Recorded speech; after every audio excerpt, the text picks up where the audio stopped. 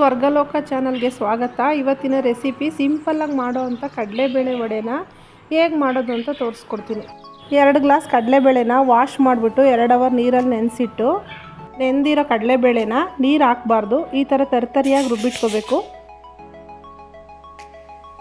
8 ರಿಂದ 10 ಸಣ್ಣದಾಗಿ ಹೆಚ್ಚಿಟ್ಕೊಂಡಿರೋ ಹಸಿರು ಮೆಣಸಿನ್ಕಾಯಿ, 3 ರಿಂದ 4 ದೊಡ್ಡ ಈರುಳ್ಳಿ ಸಣ್ಣದಾಗಿ ಹೆಚ್ಚಿಟ್ಕೊಂಡಿರೋದು,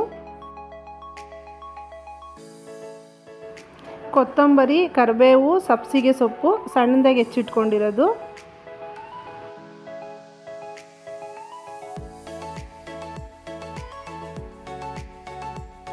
ಅಕ್ಕಿ ಹಿಟ್ಟು ಒಂದು 3 ಟೇಬಲ್ ಸ್ಪೂನು, ರುಚಿಗೆ ತಕ್ಕಷ್ಟು ಉಪ್ಪು,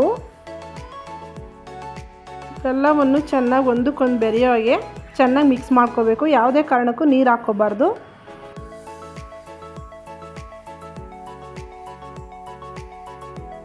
ಒಂದು ಬಾಣಲೆಗೆ ಒಂದು ಅರ್ಧ kg ಆಯಿಲ್ ಕಾಯಕ್ಕಿಡಿ.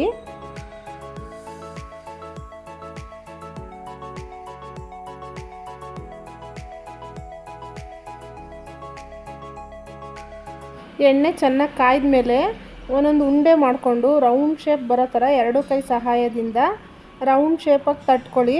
ವಡೆ ಮಂದನೂ ಇರಬಾರ್ದು, ತೆಳುಗೂ ಇರಬಾರ್ದು. ಹಾಕಿ ತಟ್ಕೊಂಡು ಒಂದೊಂದೇ ಎಣ್ಣೆಗೆ ಹಾಕ್ಕೊಳ್ಳಿ.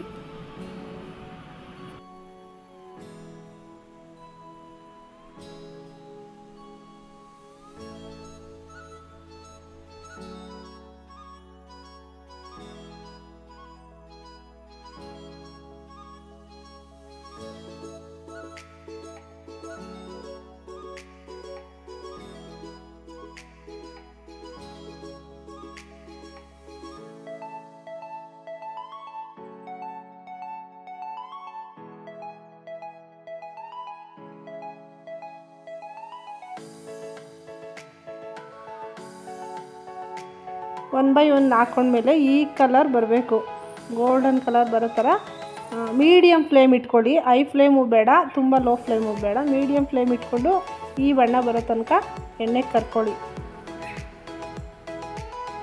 ನಾನು ಮಾಡ್ತಿರೋ ಎಫರ್ಟ್ಸ್ಗೆ ವಿಡಿಯೋ ನೋಡಿ ಸುಮ್ಮನೆ ಹೋಗ್ತಾ ಇದ್ದೀರಾ.